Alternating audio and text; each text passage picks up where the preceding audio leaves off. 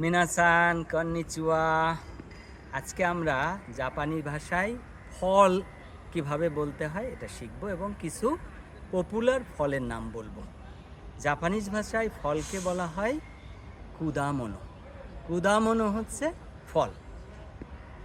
এটাকে আবার ফ্রুট যেরকম ইংরেজিতে বলে ফ্রুটসু বলা হয়, ফ্রুটসু।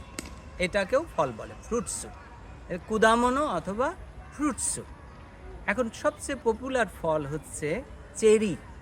চেরি হচ্ছে সাকুরাম্বো। সাকুরাম্বো চেরিকে বলে। অ্যাপল বা আপেল, আপেলকে বলা হয় রিঙ্গো। অরেঞ্জকে বলা হয় অরেঞ্জি। অরেঞ্জি হচ্ছে অরেঞ্জকে বলা হয়, বা কমলা। পপুলার আরও ফল হচ্ছে যেমন মান্দারিন অরেঞ্জ, এটাকে বলা হয় মিকান। মিকান। যদি আমরা স্ট্রবেরি বলি, স্ট্রবেরিকে ইচিগো বলা হয়, ইচিগো। ওয়াটারমেলন বা তরমুজ প্রচুর পাওয়া যায়, সো সুইকা বলা হয়, সুইকা। সুইকা হচ্ছে ওয়াটারমেলন বা তরমুজ।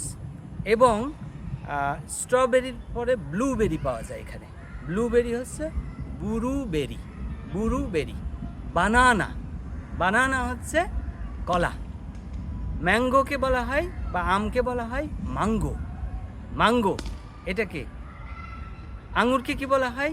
বুদো, বুদো মানে আঙুর।